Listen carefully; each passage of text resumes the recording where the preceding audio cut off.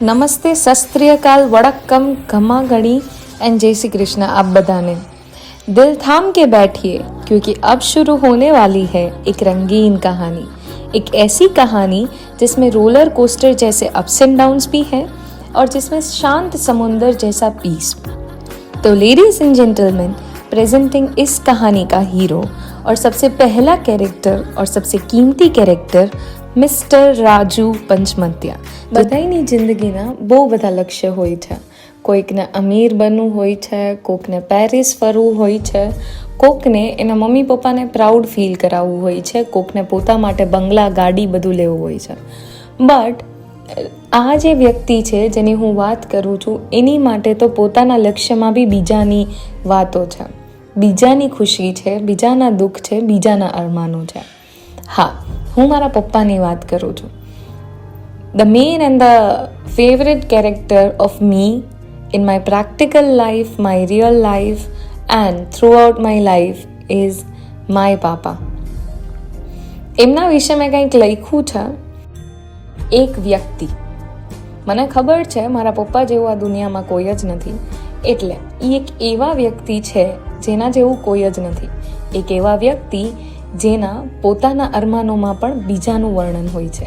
એક એવા વ્યક્તિ જેની માટે બીજાનું દુઃખ પોતાનું દુઃખ હોય છે અને બીજાની ખુશી એ એમની ખુશી હોય છે। એક એવું વ્યક્તિ જેને ક્યારેય સત્ય બોલવાથી ડર નથી લાગતો અને જૂઠ બોલવાનું ક્યારેય એને પસંદ નથી। એક એવું વ્યક્તિ જેની માટે પોતાનું સ્વાભિમાન સૌથી પહેલાં છે અને પૈસો તો એના જીવનના વર્ણનમાં ક્યાંય આવતું જ નથી। એક એવું વ્યક્તિ જે ભગવાન પાસે જઈને પોતાનું માંગતા ભૂલી જાય છે અને બીજાનું માંગવા માટે જ ત્યાં જાય છે। એક એવું વ્યક્તિ જેની માટે એનો પરિવાર, એના છોકરાઓ, એનો સંસાર સૌથી પહેલાં, એમની ખુશી સૌથી પહેલાં, અને એ બધાની ખુશીનું ધ્યાન રાખવામાં પોતાની ખુશી તો ભૂલાઈ જ ગઈ છે। એક એવું વ્યક્તિ જેની માટે પપ્પા બનવું, ભાઈ બનવું, એક સારો હસબન્ડ બનવું, એક સારા મામા બનવું, એક સારા ફુવા બનવું, આ બધામાં એ પોતાની ધ્યાન રાખતા તો ભૂલી જ ગયું છે। એક એવું વ્યક્તિ જેને બધાની ચિંતા હોય છે અને એ બધાની ચિંતામાં એ પોતાની ચિંતા તો ક્યાંક ભૂલાઈ જ ગઈ છે।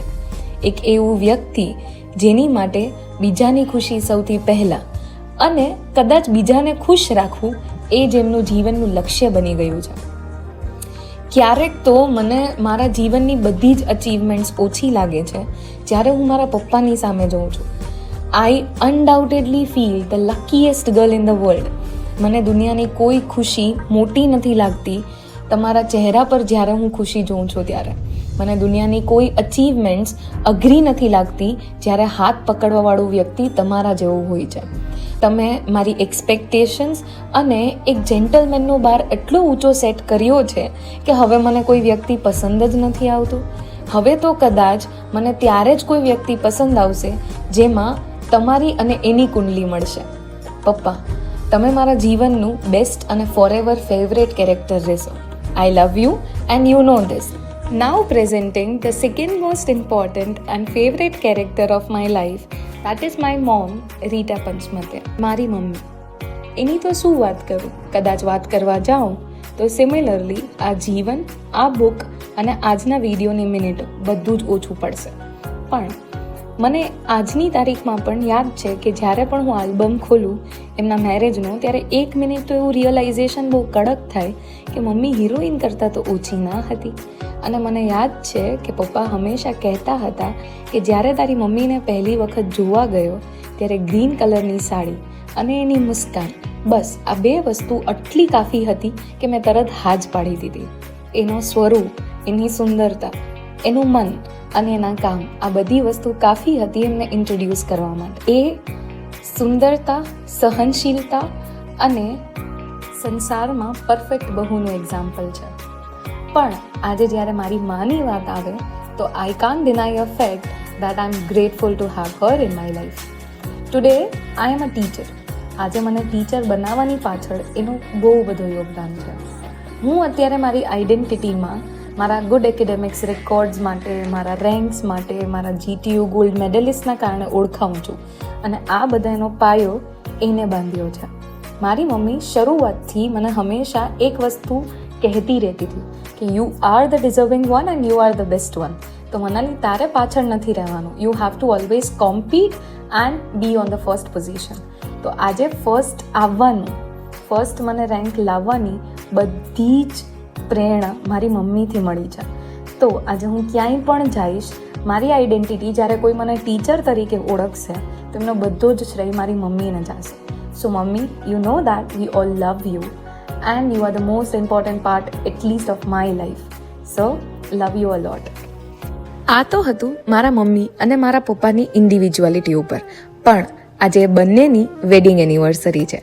હા, 25th wedding anniversary. So mummy and papa, from me, Manali and the entire Panchmatya family, we all wish you a happiest wedding anniversary. તમે ખુશ રહો, હસતા રહો અને હસાવતા રહો બધાને. That is all we wish for you. There is a small surprise after this video. That is a song. અને I think એ સોંગના બધા જ લિરિક્સ તમારી માટે છે. I hope you like the surprise. Wishing you all the best for all the upcoming happiness adventures in your wedding life. जाने क्यों है हम यूं लड़ते बेवजह, रह पाते भी नहीं. जो बातें तुमसे ना करे, जो तुम हो